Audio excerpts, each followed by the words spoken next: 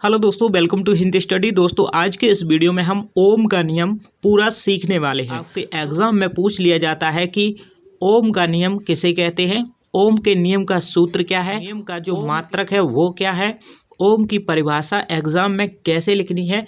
आज इस वीडियो में सारा कुछ बात करेंगे। ठीक है दोस्तों, तो देखिए दोस्तों, अगर आपका सवाल यह आएगा तो यह सवाल आपका आ जाएगा, तो यहाँ से आपके 4 से 5 नंबर क्लियर होने वाले हैं। आपके हर एक एग्जाम में ओम का नियम तो आता ही है। ठीक है, तो देखिए हर वर्ष पूछा जाता है आपको चाहिए। देखिए दोस्तों, सबसे पहले यहाँ पर हम देखेंगे ओम का नियम कैसे लिखना है।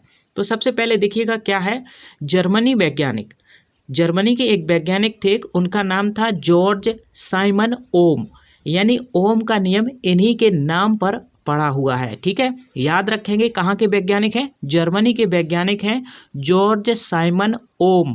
ओम का नियम जो है इन्हीं के नाम से इस नियम का नाम रखा गया है। ठीक है, जॉर्ज साइमन ओम के अनुसार यदि किसी चालक की भौतिक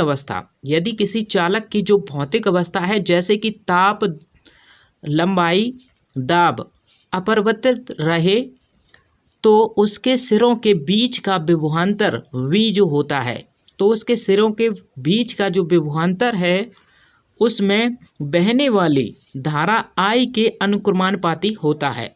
अब ये I के क्या होता है, अनुक्रमानुपाती होता है। तो देखिए अनुक्रमानुपाती का सिंबल हम कैसे लगाते हैं, यहाँ पर आप देखोगे तो अनुक्रमानुपाती का ये आपका जो है सिंबल होता है। अनुक्रमानुपाती का मतलब होता है बराबर। ठीक है, याद रखोगे अनुक्रमानुपाती का मतलब क्या होता है, बराबर। और ये B हमारा विभवांतर है और इसके अनुक्रमानुपाती I यानी कि धारा है। ठीक है, तो यहाँ पर जैसा कि परिभाषा में लिखा हुआ है वही यहाँ पर हमने किया हुआ है। ठीक है, देखिए फिर से इसको परिभाषा को पढ़ लेते हैं। जर्मनी वैज्ञानिक जॉर्ज साइमन ओम के अनुसार यदि किसी चालक की भौतिक अवस्था लंबाई जैसे ताप व दाब अपरिवर्तित रहे, तो उसके सिरों के बीच का विभवांतर जो B होता है बहने वाली धारा I के अनुक्रमानुपाती होता है। जैसे कि आप यहाँ पर समझिएगा, जैसे कि यह एक चालक है, ये क्या है, एक चालक है, इसमें बहने वाली धारा जो है, ये देखिए धारा बह रही है, ये I है। यानी यहाँ से लेकर के यहाँ तक जो धारा बह रही है वो I है, और यहाँ से लेकर के ये जो B विभवांतर है इसकी जो यहाँ से लेकर के यहाँ तक की दूरी जो है वो विभवांतर कहलाएगी।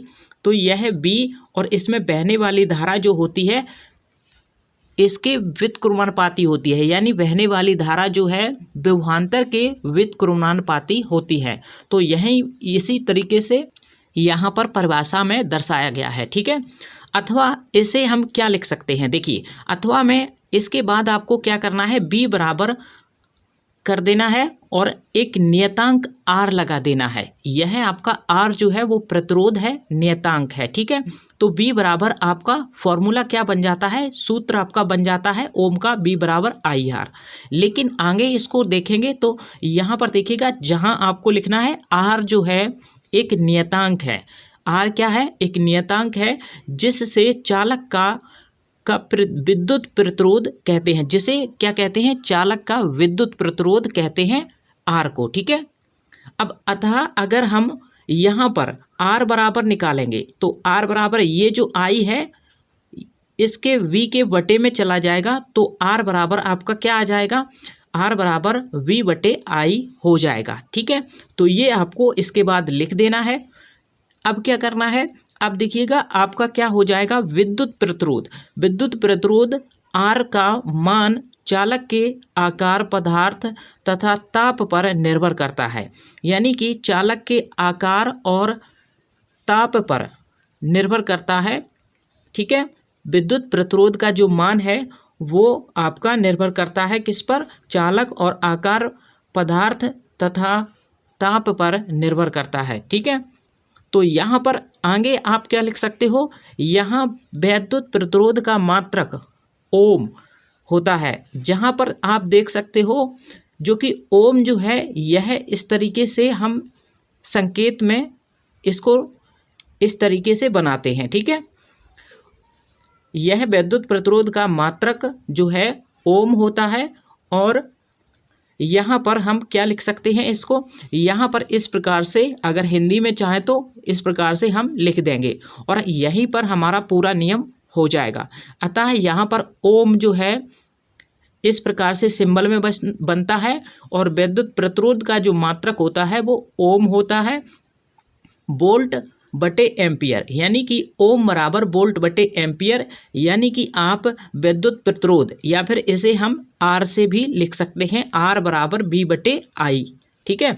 या फिर आप हिंदी में कहोगे तो ओम बराबर में वोल्ट बटे एम्पियर, ठीक है।